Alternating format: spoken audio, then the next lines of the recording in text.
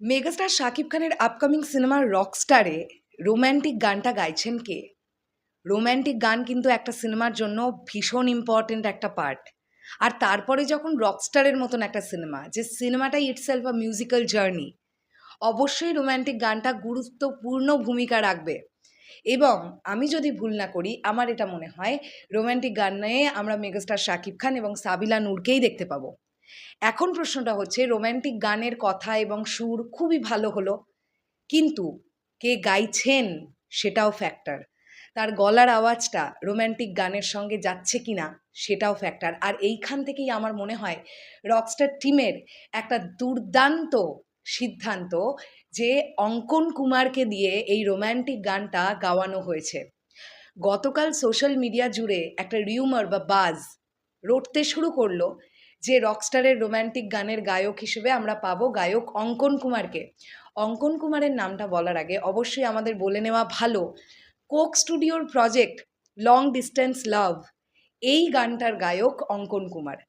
এই গানটা আমি গানটা রিলিজ হওয়ার পরে ২ বার থেকে ৩ বার শুনেছিলাম, বাট আজকে সকাল থেকে আমি এই গানটা লুপে শুনতে শুরু করলাম, যখন থেকে আমি শিওর হয়ে গেলাম যে ইয়েস, রকস্টারের রোম্যান্টিক গানটা গায়ক অঙ্কন কুমারই গাইছেন।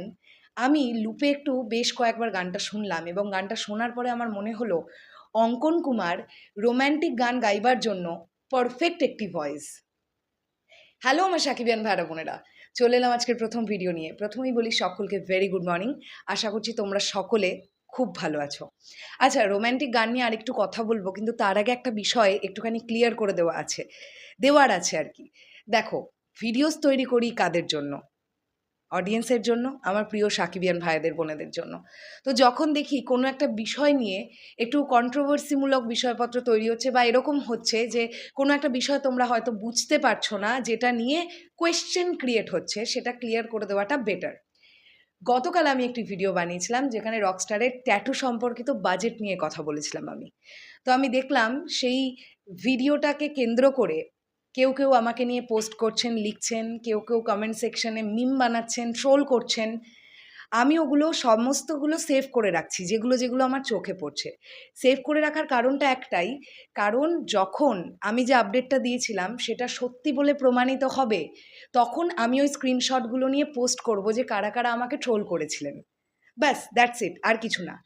এবার একটা বিষয় বলে রাখা ভালো, যে কেন 15 লাখ রুপিস ওভারঅল ট্যাটুর বাজেট রেখেছে রকস্টার টিম। মেগাস্টার শাকিব খানের এই রকস্টার ক্যারেক্টারটার জন্য ফুল বডি ট্যাটু হচ্ছে। আমরা এর আগে মেগাস্টার শাকিব খানকে দেখিনি এভাবে। তো ট্যাটুগুলোকে না শ্যুটের পরে রিমুভ করতে হচ্ছে, প্রত্যেক কটা রিমুভাল ট্যাটু, একটাও ফিক্স ট্যাটু নয়। আমি আমার ভিডিওতে গতকাল কোথাও বলিনি যে megastar Shakib Khan fix tattoo করিয়েছেন। তোমাদের কি মনে হয়? আমি কি এটা জানি না যে বাংলাদেশ একটি মুসলিম কান্ট্রি, এবং মুসলিম কান্ট্রি হিসেবে ট্যাটু করাটা বাংলাদেশের কাছে ব্যাপারটা অপরাধজনক? আরে, অপরাধ না অপরাধ পরের ব্যাপার। আমি নিজেই তো ব্যক্তিগতভাবে ট্যাটু করাটাকে প্রশ্রয় দিই না, মানে আমার ভালো লাগে না, আমার এবং তোমাদের সৃঞ্জয়দার কারোরই ভালো লাগে না এই ট্যাটু বিষয়টা।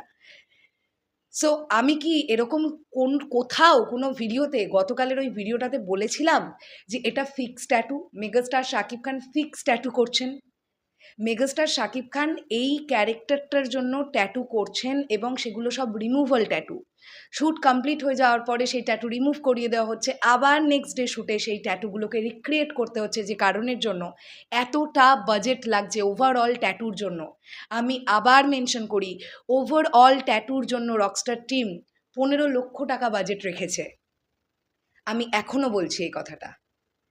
এবার এটা আমি অবশ্যই প্রমাণ করে দেব, কারণ আমি এমন কিছু নিউজ আমার অডিয়েন্সের সামনে প্রোভাইড করি না যেটা আমি প্রমাণ করতে পারবো না।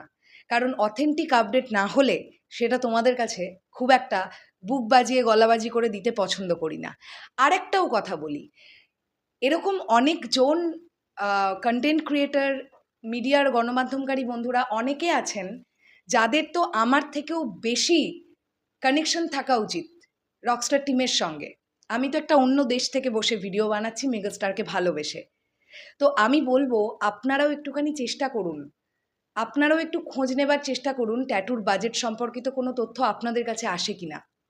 আপনারাও যদি সেই তথ্য পান, অবশ্যই সেই তথ্য নয় লেখালেখি করুন, নয় ভিডিও বানান, কিছু করুন। বাট আপনারা চেষ্টা করুন সেই তথ্যটা পাওয়ার।